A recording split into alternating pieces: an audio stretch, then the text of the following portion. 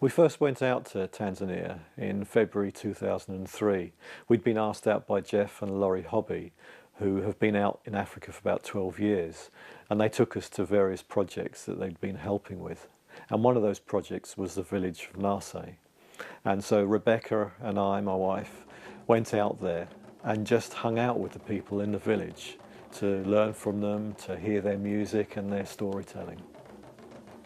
Our first impressions was of great hospitality and welcome, which really surprised us, because as we'd been driving to the village, we drove through empty riverbeds and there seemed very little water. And we also noticed that the crop of maize that we'd heard so much about was devastated. It was dying and withering away. And so during those first few days, we actually got to learn more and more of the reality of their life and the fact that their future was not looking very good, because we were right, the crop was dying and that there was no rain whatsoever. In times of need like this, there's only one food that they know will be around, and that's a thing called umbago, which is like a weed, really. And they take the leaves from this weed and they stew it up and it becomes this green, horrible slime. And that's really the staple diet in bad times. And often that's fed to the children anyway during these days. And I heard one story about when it really is dire, the older people of the village will actually go into their mud huts and just shut the door and not come out. Their thinking is, if there is any food at all, just a little of food, then it should go to the young who've still got a life to lead. For them, they've led their lives, and so they're actually giving their life up for the young. It was a very humbling time, brought up many emotions, especially coming from the West where we see so much. When we got home, we thought very much about the village. Our hope and prayer was that the rains would come late, because there was still a possibility that the rains could come. But as the weeks and months passed, we heard that they hadn't come.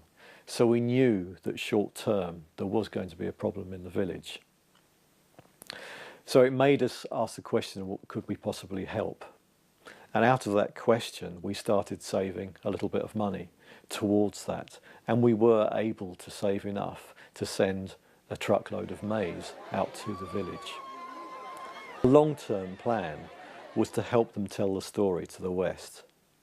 Coming from a background of music and producing, and my wife being a storyteller, we really thought it would be fantastic if we could actually capture their story of hope in adversity through music, story and photos, and then bring that back and sell it in the West, and the money that we generated from those sales we could plough back into the village in order to build wells. The most important thing out there is water. There is a huge water shortage. You know, even in a good year, we've heard that they have to walk 2 kilometres just to get water. It's one thing getting a vision and an idea, it's a total another thing to actually put it into process. And to be quite honest, it was a little bit of a step of faith for me and for Rebecca.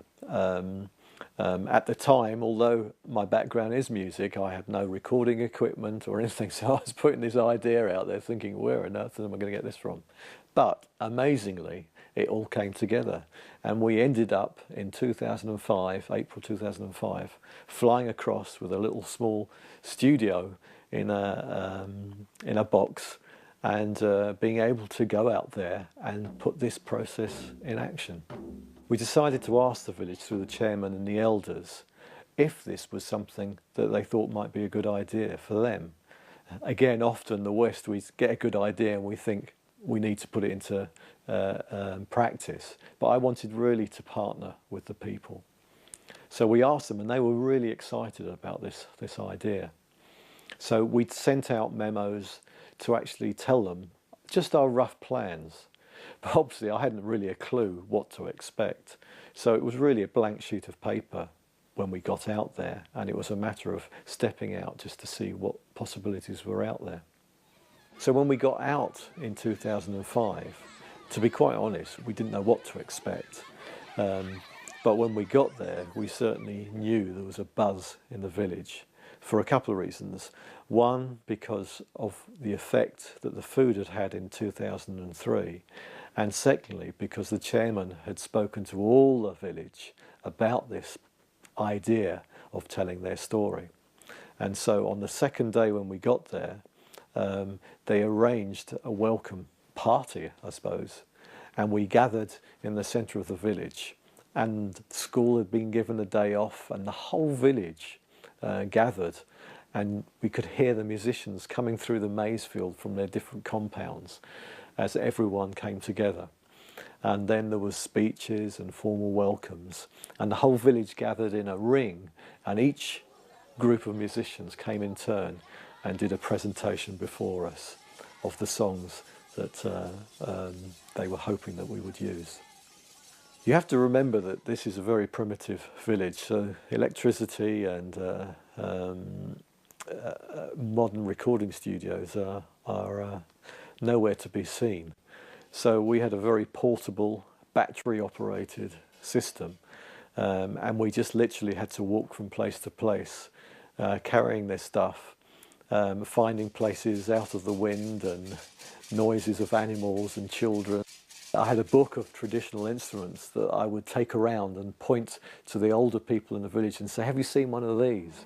And they would think about and chat about. And I remember one time there was one instrument I pointed to, and this woman got very excited and she said, yes, there's a man round the corner who plays this. Well, an hour and a half later, we've walked right into the middle of the bush, and we pull in between these maize fields, and there's this little old man there playing this musical bow called a donondo, and it was just, it was like being in National Geographic, and we had a wonderful time with him and his family, and ended up the next day him coming and recording that sound.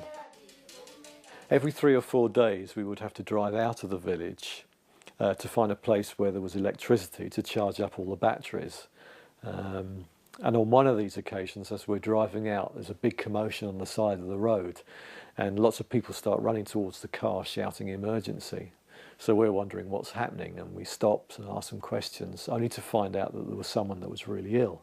Well, we backed the truck up into the maize field and found a woman there who was pregnant with about her, I don't know, 7th, 8th, 9th child, and she just couldn't deliver it.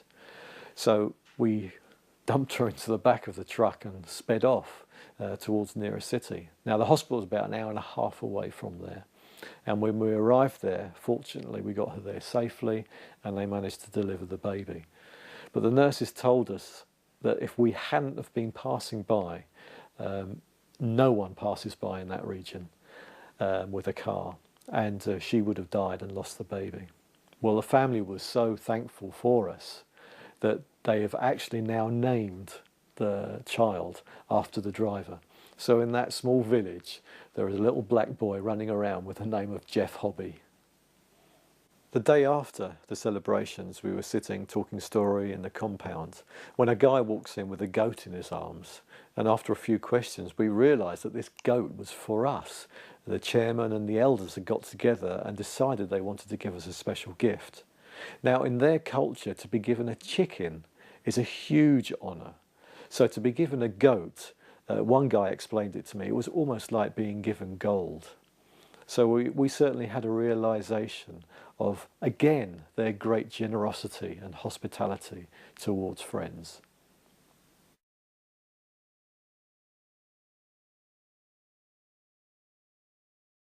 So I thought, wow, wouldn't it be amazing if we could help build a well in their village, but using it from their story. So in other words, they get a feeling that they own it. Wouldn't it be great to be able to say to them, wow, it's your story and it's your music that the West have been so excited about that they've bought it, and that money has gone to building your well. So rather than it being an aid project where people just give to it, it's more about them helping themselves actually bring something to their village and being proud that their expression is understood and appreciated in another part of the world.